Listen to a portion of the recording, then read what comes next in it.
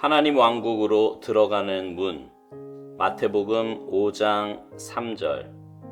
마음이 가난한 자는 복이 있나니. 주님을 선생으로 먼저 생각하는 것을 조심하십시오. 만일 예수 그리스도께서 선생에 불과하다면 그분이 할 수 있는 모든 것은 내가 다다를 수 없는 기준을 세워놓고 약을 올리는 것입니다. 내가 도무지 다다를 수 없는 이상을 제시하는 것이 무슨 소용이 있습니까? 모르는 것이 훨씬 행복할 것입니다.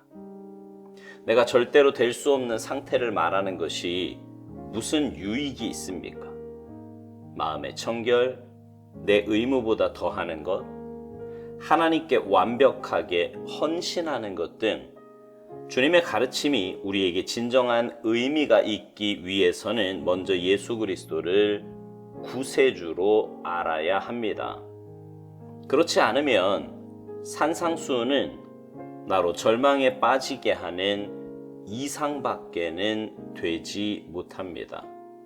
하나님의 영으로 거듭날 때 우리는 예수 그리스도께서 가르치기만을 위해 오신 것이 아님을 알게 됩니다. 주님은 내가 주께서 가르치신 대로 될 수 있도록 나를 만들기 위해 오셨습니다.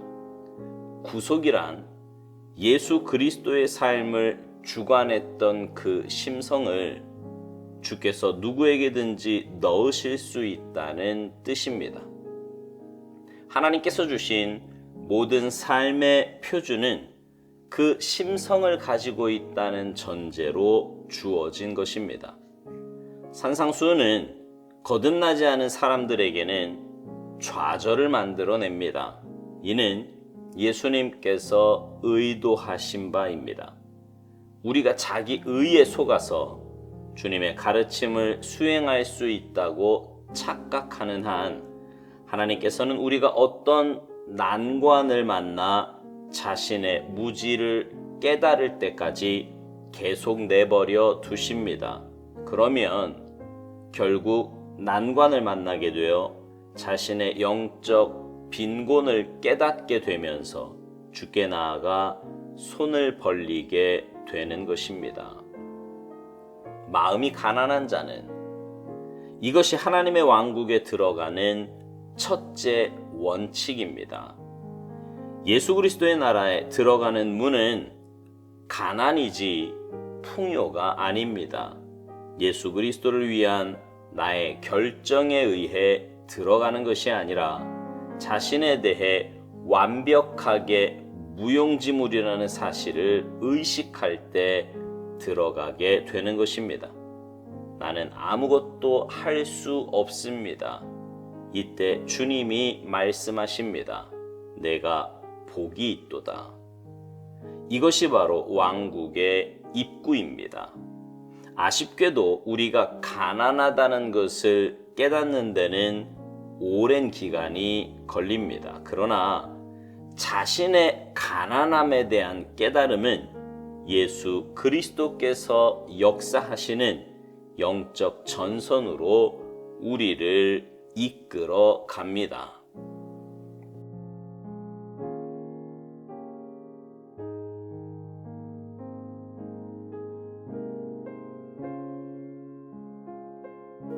우리 주님은요, 이 땅에 구세주로 오셨습니다. 말 그대로 우리를 영원한 죄와 지옥 형벌에서 영원한 천국으로 인도하시고자 이 땅에 오신 것입니다. 주님 이 땅에 오셔서 친히 삶으로 말씀의 기준을 보여주셨고 십자가 지심으로 우리에게 구원의 길을 열어주셨습니다. 그래서 누구든지 믿음으로 주님을 마음의 주인으로, 삶의 주인으로 영접하기만 하면 하나님의 자녀가 되고 하나님 나라 백성이 되는 것입니다. 주님이 이 땅에 오셔서 많은 것을 가르쳐 주셨습니다. 그러나 그 가르침이 이 땅의 선생들처럼 단순히 지식을 가르쳐 주기 위한 그런 가르침은 아니었습니다. 그래서 오스왈드 목사님은요, 오늘 묵상을 시작하면서 주님을 선생으로 먼저 생각하는 것을 조심하라고 말합니다. 만일 예수 그리스도께서 선생에 불과하다면 그분이 할 수 있는 모든 것은 내가 다다를 수 없는 기준을 세워놓고 약을 올리는 것이라는 겁니다. 그렇습니다. 주님이 가르쳐 주신 삶의 원리들은요, 우리의 힘으로는 도저히 다다를 수 없는 이상과도 같은 것들입니다. 특별히 산상수훈에서 말씀하신 주님의 그 가르침은 우리가 살아내기에는 너무 벅차고 힘든 일들입니다.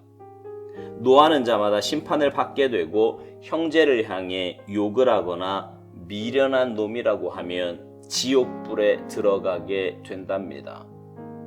음욕을 품고 여자를 보는 자마다 마음에 이미 간음했다고 말씀하십니다. 원수를 사랑하라고 말씀하십니다. 여러분, 이런 일들을 하실 수 있겠습니까? 오스왈드 목사님은 모르는 것이 훨씬 행복할 것이라고까지 말합니다. 내가 절대로 될 수 없는 상태를 말하는 것이 무슨 유익이 있냐고요. 그렇습니다. 이건 절대로 내가 할 수 있는 영역이 아닙니다. 그렇게 될 수도 없습니다. 그런데 그런 삶을 살 수 있는 방법이 있어요.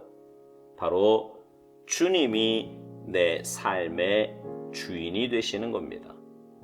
오스왈드 목사님은 그런 삶을 살기 위해서 먼저 예수 그리스도를 구세주로 알아야 한다는 것입니다. 그렇지 않으면 산상수훈은 나로 절망에 빠지게 하는 이상밖에는 되지 못한다고요. 그러면서 이런 멋진 말을 합니다. 하나님의 영으로 거듭날 때 우리는 예수 그리스도께서 가르치기만을 위해 오신 것이 아님을 알게 된다는 거예요. 주님은 내가 주께서 가르치신 대로 될 수 있도록 나를 만들기 위해 오셨다는 겁니다. 그러니까 주님 이 땅에 오심은 우리로 하여금 주님의 자녀로 살 수 있도록 만드시기 위해 오셨다는 거예요. 주님을 마음에 모시고 주님의 이끄심 따라 믿음으로 순종하여 살면 우리는 변화됩니다. 내가 변화되어야지 해서 변화되는 것이 아니라 저절로 변화됩니다. 사람이 사람을 사랑해도 변화된다고 합니다. 또 실제로 그렇게 변하는 사람도 많이 있습니다. 하물며 하나님을 마음에 모신 사람이 어찌 하나님으로 인해 그분의 사랑으로 인해 변화되지 않을 수 있겠습니까? 이건 주님의 은혜요, 역사하심이에요. 그래서 주님 이 땅에 오심을 통해 우리는 하나님의 자녀로 만들어져 가는 것입니다. 오스왈드 목사님은요, 구속을 이렇게 표현합니다. 구속이란 예수 그리스도의 삶을 주관했던 그 심성을 주께서 누구에게든지 넣을 수 있다는 뜻이라고요. 구속받은 하나님의 자녀에게는 성령님의 임재가 있고 그 성령님의 임재를 통해 주님 닮아가게 된다는 말입니다. 오스왈드 목사님은 산상수훈에 대해 이런 말을 합니다. 산상수훈은 거듭나지 않은 사람들에게는 좌절을 만들어낸다고요. 그리고 이것은 예수님께서 의도하신 바라는 겁니다. 우리가 자기 의에 속아서 주님의 가르침을 수행할 수 있다고 착각하는 한 하나님께서는 우리가 어떤 난관을 만나 자신의 무지를 깨달을 때까지 계속 내버려 두신다는 거예요. 그러면 결국 난관을 만나게 되어 자신의 영적 빈곤을 깨닫게 되면서 주께 나아가 손을 벌리게 된다는 거죠. 그렇습니다. 하나님의 말씀을 내 힘으로 지키고 따른다는 것은 결코 쉬운 일이 아닙니다. 아니, 불가능에 가까워요. 그래서 겸손히 주님의 도우심을 구해야 합니다. 아니, 삶의 주권을 전적으로 주님께 이양해야 합니다. 그럴 때 성령님께서 내 마음과 삶을 붙잡아 주셔서 주님 닮은 제자로 만들어 가시는 것입니다. 마음이 가난한 자는 이것이 하나님의 왕국에 들어가는 첫째 원칙이라고 오스왈드 목사님은 말합니다. 예수 그리스도의 나라에 들어가는 문은 가난이지 풍요가 아니라고요. 내가 무엇이든 할 수 있다는 풍요로운 마음이 아니라 나는 아무것도 할 수 없다는 가난한 마음이 하나님이 기뻐하시고 찾으시는 복된 마음이라는 것입니다. 묵상 마지막에서 오스왈드 목사님이 이런 말을 합니다. 자신의 가난함에 대한 깨달음은 예수 그리스도께서 역사하시는 영적 전선으로 우리를 이끌어 간다고요. 사랑하는 성도 여러분, 겸손하고 가난한 마음이 있어야 주님께서 역사하십니다. 내 삶의 주인이 내가 아니라 주인이심을 깨닫고 고백해야 하나님의 역사가 시작이 된다고요. 바라기는 자신의 무능함을 철저하게 깨닫는 우리 모두가 되기를 소망합니다. 그래서 날마다 입으로가 아니라 마음으로, 삶으로 겸손하게 주님 앞에 나아가는 여러분 모두가 되셔서 그런 여러분의 삶에 역사하시는 하나님의 놀라운 은혜와 역사가 풍성하게 임하고 그래서 이 땅에서부터 천국을 맛보며 살아가는 여러분 모두가 되시기를 주님의 이름으로 축복합니다. 아멘.